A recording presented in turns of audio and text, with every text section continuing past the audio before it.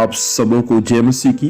परमेश्वर का धन्यवाद हो, परमेश्वर की दया के लिए जो परमेश्वर ने आज की सुबह हमारे जीवन में स्वर्ग से प्रदान किया। मैं परमेश्वर को धन्यवाद देता हूँ। आइए मेरे साथ में आज की सुबह परमेश्वर के वचन को पढ़ सकते हैं। लूका रचित सुसमाचार उसका 23 अध्याय उसका 3 पद। यह ऐसा लिखा है, पिलातुस ने उससे पूछा, क्या तू यहूदियों का राजा है? उसने उत्तर दिया, तू आप ही कह रहा है। परमेश्वर पिता इस वचन के माध्यम से हम सबों को आशीष दे। प्रियो, जब यीशु मसीह का क्रूस पर मृत्यु होने से पहले जब यीशु मसीह का न्याय हो रहा था, उस समय एक बार यीशु मसीह पिलातुस के सामने खड़ा हुआ था। सारे लोग यीशु मसीह पर दोष लगाए और परमेश्वर का पुत्र यीशु मसीह के बारे में वचन में ऐसा लिखा हुआ है कि यीशु मसीह ने उनके सामने अपना मुंह नहीं खोला। अंत में पिलातुस यीशु मसीह से पूछता है, क्या तू यहूदियों का राजा है? तब यीशु मसीह पिलातुस को जवाब में कहता है कि तू आप ही अपने मुंह से कह रहा है। मेरे प्रिय भाई बहन, इस बातों को ध्यान दे।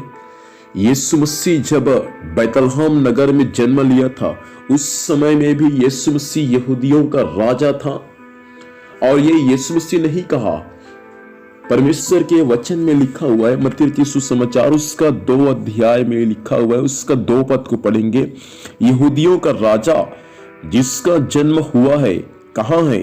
क्योंकि हमने पूर्व में उसका तारा देखा है और उसको प्रणाम करने आए हैं। देखिए, यहूदियों के बैतलहम में जब यीशु मसीह का जन्म हुआ तो कई ज्योतिषी लोग आकर लोगों से पूछा, क्या पूछा? कि यहूदियों का राजा जिसका जन्म हुआ है वो कहाँ है? देखिए, दुनिया को मालूम चल गया था कि बैतलहम में एक राजा जन्म ले लिया है और लोग उस राजा के पास में ढूंढते हुए, ज्योतिषी लोग वचन में लिखा है, ढूंढते हुए यीशु मसीह के पास में आए। और जब यीशु मसीह के पास में आए तब यीशु मसीह को मुंह के बल गिर कर, यीशु मसीह के चरणों में मुंह के बल गिर कर यीशु मसीह को दंडवत किया और उसको सोना लोबान गंधरस क्या किया? भेंट चढ़ाया। कितना खुशी की बात है कि बैतलहम नगर में एक उद्धारकर्ता जो इस पृथ्वी का राजा है, जिसका जन्म हुआ था। यहां पर से यीशु मसीह नहीं बोला कि मैं यहूदियों का राजा हूं, लेकिन लोगों को मालूम चल गया कि यीशु मसीह यहूदियों का राजा है। इसलिए तो कुछ पंडित लोग आकर यीशु मसीह के सामने माथा टेक दिया। और उसके बाद जब यीशु मसीह का मृत्यु हो रहा था, पिलातुस ने भी यीशु मसीह को पूछा, क्या तू यहूदियों का राजा है? और उसके बाद बाइबल में ऐसा लिखा हुआ है, स्वयं यीशु मसीह उनसे कहता है कि हाँ, तू आप ही कहता है कि मैं कौन हूं? यहूदियों का राजा हूं।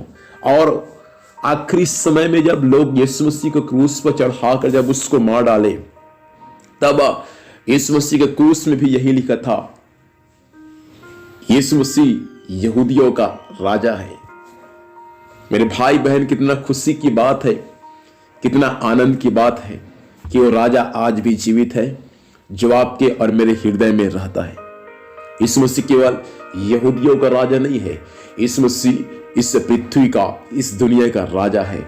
इसलिए खुदा का धन्यवाद करें। और राजा आज भी जीवित है, और राजा आज भी हमारे साथ रहता है, और राजा आज भी हमारी प्रार्थनाओं को सुनता है। इसलिए भाई बहन, यीशु आपका राजा बन जाए।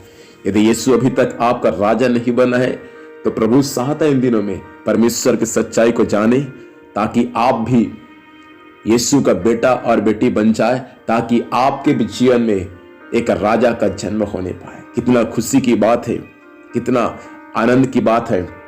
यीशु मसीह जन्म से लेकर मृत्यु तक राजा था, और उसके बाद यीशु आज भी राजा है, और यीशु मसीह हमेशा हमेशा के लिए वे राजा बनकर ही रहेगा। इसलिए खुदा को धन्यवाद दे परमेश्वर के वचन के लिए, परमेश्वर के कलाम के लिए, जो परमेश्वर हर दिन हमसे बात करता है। इसलिए भाई, यीशु आपका राजा है, बहन यीशु आपका राजा है। इसलिए चिंता न करें, उस राजा के सामने आज अपने आप को सौंप दे। आइए इस वक्त हम सब अपनी आंखों को बंद करेंगे हम प्रभु से प्रार्थना करेंगे। खुदावंत हम धन्यवाद देते हैं प्रभु जी कि आप हमारा राजा है प्रभु। हम आपको धन्यवाद देते हैं प्रभु जी।